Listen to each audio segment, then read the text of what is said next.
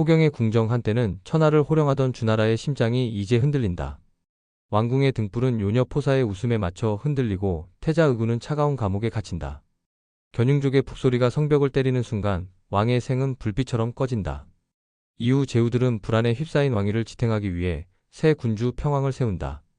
그는 다시 칼끝을 피해 낙양으로 천도하고 그와 함께 서주의 시대는 막을 내리고 동주의 혼돈이 열린다. 서술하자면 주 왕실의 권위가 무너진 이 시점은 단순한 천도 이상의 의미를 지닌다. 이것은 하늘의 명이 땅으로 추락한 사건이었다. 주 왕실의 몰락은 제후국들에게 자율과 야망을 허락했고 천하의 권력 구조는 처음으로 균열을 드러냈다. 노나라의 조용한 서재 공자는 붓끝으로 세상을 질타한다. 그의 손끝에 적힌 것은 단순한 연대가 아니라 혼란한 시대를 가르는 윤리적 칼날이었다. 공자는 노은공에서 노예공에 이르기까지 춘추를 써내려가며 패자들이 펼친 존왕양이의 명분을 비판적 시선으로 엮었다.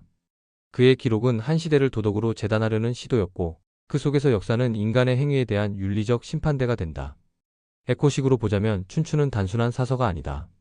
그것은 기호의 윤리학이자 도덕의 문법이었다. 공자는 역사를 사건의 나열이 아닌 가치의 언어로 번역했다. 그의 역사관은 무엇이 옳은가를 묻는 기록이었다. 한편 회수의 물가에서 공자는 노자를 만난다. 노자는 고요히 미소 짓고 세상의 부질없음을 설파한다. 그의 목소리는 바람처럼 가볍지만 공자의 가슴에는 천둥처럼 울린다. 노자는 말한다. 무의자연, 그것이 도의 길이다. 공자는 인의의 질서로 세상을 바로잡으려 했지만 노자는 덧없는 세상의 질서를 강요하는 것 자체를 헛된 집착으로 보았다.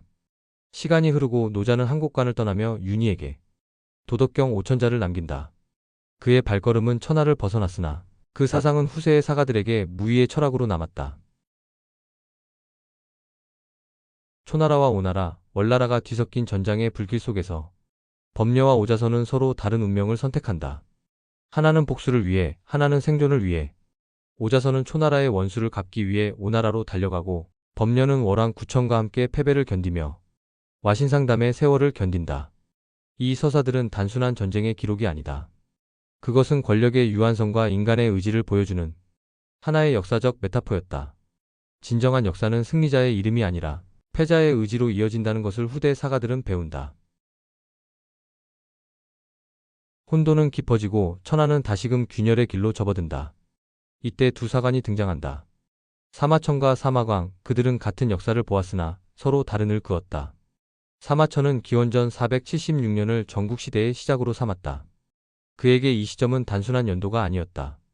그것은 진나라가 역사의 무대에 본격적으로 등장한 해였다. 진의 여공이 즉위하고 변방의 나라가 스스로 개혁을 시작한 그 순간을 사마천은 역사의 전환점으로 본 것이다. 그는 역사를 진나라의 시선으로 읽었다. 왜냐하면 결국 천하를 통일할 왕조가 그 변방에서 출발하기 때문이다. 반면 사마광은 기원전 403년을 택했다. 그는 주 왕실의 권위가 무너지고 한의조 삼국이 제후로 공인된 시점을 정통의 붕괴로 보았다. 사마광에게 전국은 단순한 분열의 시대가 아니었다. 그것은 유교적 질서가 힘의 논리에 자리를 내준 시기, 즉 도덕이 무너진 시점이었다. 사마천은 붓끝으로 진나라의 기상을 찬양했다. 그는 역사를 통일로 향하는 거대한 서사로 보았다. 그의 사기는 제국의 형성을 향한 거대한 운명의 시작이었다.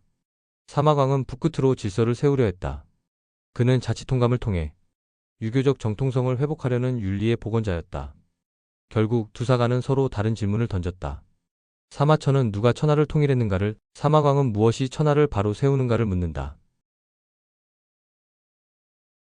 서늘한 서재, 바람이 한 장의 종이를 넘긴다. 역사는 단순히 과거의 기록이 아니라 선택의 기록이다. 사마천은 역사의 진화, 사마광은 역사의 도덕을 기록했다. 한 사람은 권력의 궤적을 따라 역사를 구성했고 다른 한 사람은 도덕의 축을 따라 역사를 정렬했다. 그러나 두 시선 모두 혼돈 속에서 질서를 찾으려는 인간의 본능을 증명한다. 그리고 그들의 붓끝에서 중국 역사는 비로소 사상이 된다.